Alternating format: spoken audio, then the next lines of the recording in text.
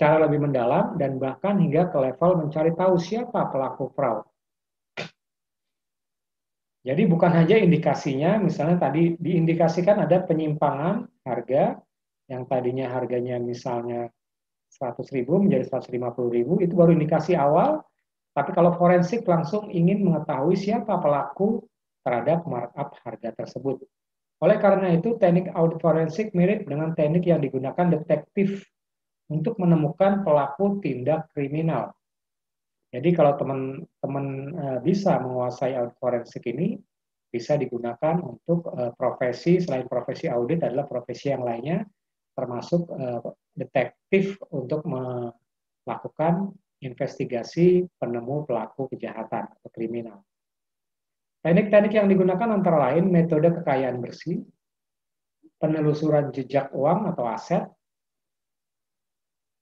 deteksi pencucian uang atau money laundering, analisa tanda tangan, apakah tanda tangannya itu memang benar asli atau dipalsukan, kemudian analisa kamera tersembunyi, surveillance, CCTV, ini misalnya ada bukti-bukti terkait dengan perilaku-perilaku tertentu yang ditangkap oleh surveillance atau CCTV.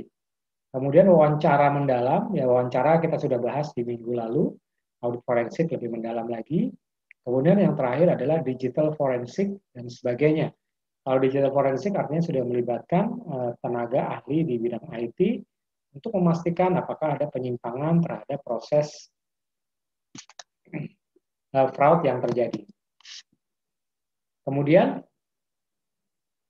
ada 4 hal yang terkait dengan audit forensik. Yang pertama adalah deteksi dan investigasi fraud. Sudah dideteksi fraudnya ada di mana, penyimpangannya. Kemudian yang kedua, deteksi kerugian keuangan. Ketiga, kesaksian ahli, litigation support. Dan yang terakhir adalah uji tuntas atau due diligence. Ini adalah 4 proses dalam melakukan audit forensik. Yang pertama, investigasi dulu.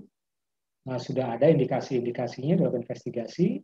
Kemudian berapa kerugian yang diderita. Misalnya tadi, dari pieces 100.000 di markup menjadi 150.000. Ada berapa yang dibeli, misalnya 100 ya. Jadi selisihnya 50.000 dikali 100, 5 juta rupiah. Artinya ada kerugian perusahaan sebesar nilai 5 juta rupiah dari proses fraud yang dilakukan oleh karyawan tertentu, misalnya karyawan di bagian purchasing misalnya. Kemudian yang ketiga, kalau memang itu perlu saksi ahli, maka akan dipanggil saksi ahli, misalnya saksi ahli bidang perdata, apakah yang dilakukan karyawan tersebut melanggar hukum perdata, dicari pasalnya, dan seterusnya keterkaitan dengan sumber hukum perdata. Kalau bisa juga diajukan pidana. Yang terakhir adalah dilakukan due diligence, dituntaskan prosesnya. Berikutnya, audit forensik digunakan untuk mendeteksi dan membuktikan adanya fraud dan pendeteksi pelakunya. Dengan demikian, pelaku bisa ditindak secara hukum yang berlaku. Jenis-jenis fraud yang biasa ditangani adalah korupsi, pencucian uang, penghindaran pajak, illegal logging, dan sebagainya. Jadi kalau korupsi jelas mengambil hak yang bukan sepatutnya, kemudian pencucian uang untuk menghilangkan jejak pendapatan keuangan, hasil korupsi, hasil bisa juga dari hasil perjudian, illegal logging, dan sebagainya. Kemudian penghindaran pajak, misalnya pajaknya harusnya dibayar sekian rupiah, tapi dibayar lebih rendah karena berusaha untuk menghindari pembayaran pajak. Kemudian illegal logging berarti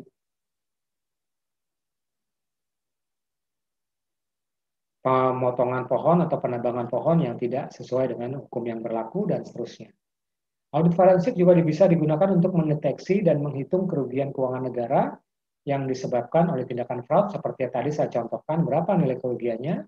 Jenis-jenis fraud biasanya ditangani adalah korupsi, pencucian uang, penghindaran pajak, illegal logging, dan sebagainya.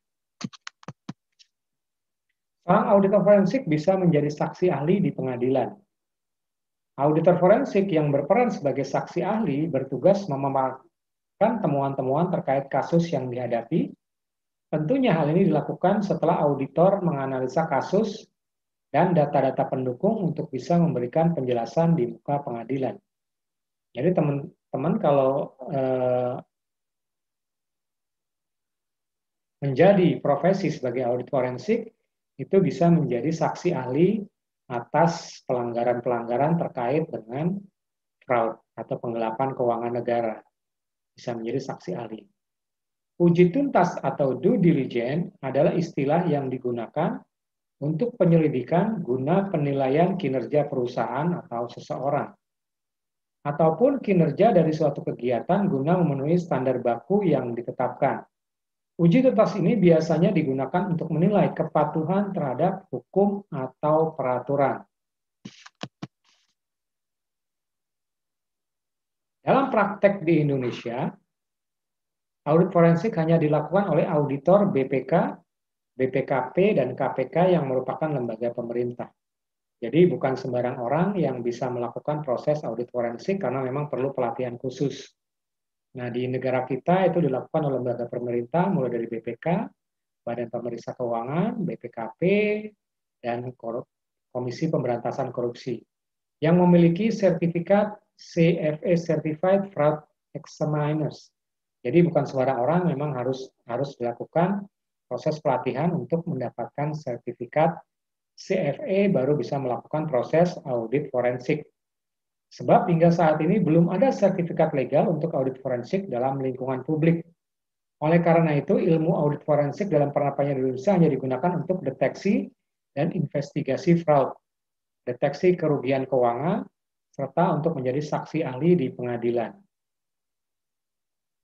Sementara itu, penggunaan ilmu audit forensik dalam mendeteksi resiko fraud dan uji tuntas dalam perusahaan swasta belum dipraktekkan di Indonesia. Berikutnya, penggunaan audit forensik oleh BPK maupun KPK ini ternyata terbukti memberi hasil yang luar biasa positif. Terbukti banyaknya kasus korupsi yang terungkap oleh BPK maupun KPK. Tentunya kita masih ingat kasus BLBI yang diungkap oleh BPK. BPK mampu mengungkap penyimpangan BLBI sebesar 84,8 triliun atau 59% dari total BLBI sebesar 144,5 triliun. Temuan tersebut berimbas pada diadilinya beberapa mantan petinggi bank swasta nasional.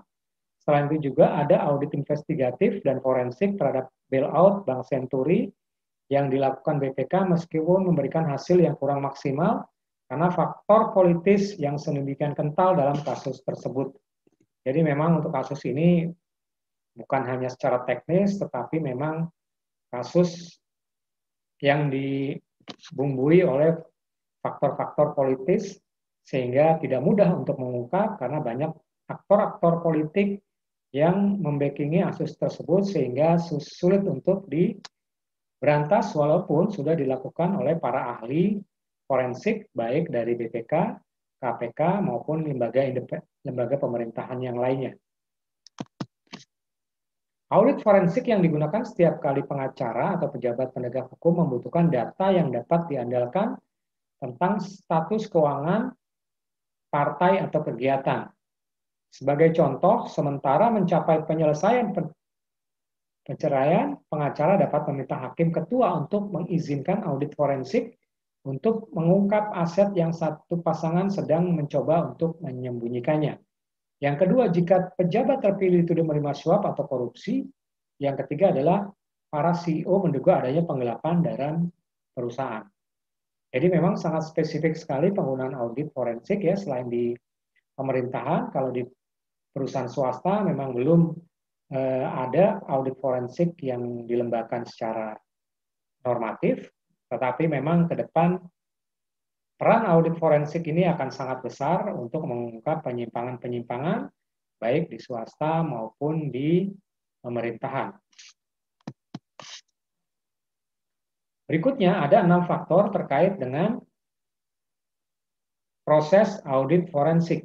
Yang pertama adalah identifikasi masalah, yang kedua pembicaraan dengan klien, yang ketiga pemeriksaan pendahuluan, yang keempat pengembangan rencana pemeriksaan, yang kelima pemeriksaan lanjutan, yang keenam adalah penyusunan laporan.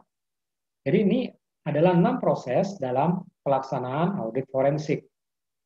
Identifikasi masalah tadi ada 2, apakah masih sebatas identifikasi atau bukti awal, atau memang sudah bukti yang mempunyai kekuatan hukum.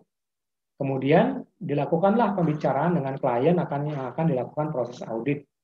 Kemudian dilakukan pemeriksaan pendahuluan terkait dengan bukti-bukti awal yang sudah ditemui dalam proses audit forensik. Kemudian yang keempat, pengembangan rencana pemeriksaan bukan hanya pada satu aspek, tentunya melibatkan beberapa aspek yang lain untuk proses pemeriksaan. Kemudian jika dirasa data-datanya itu belum cukup, maka dilakukan pemeriksaan lanjutan atas proses audit forensik. Dan yang terakhir adalah penyusunan laporan audit forensik. Laporan-laporan itu bisa menjadi dasar dalam proses peradilan. Kemudian dalam tahap ini, auditor melakukan pemahaman awal terhadap kasus yang menjadi ungkap.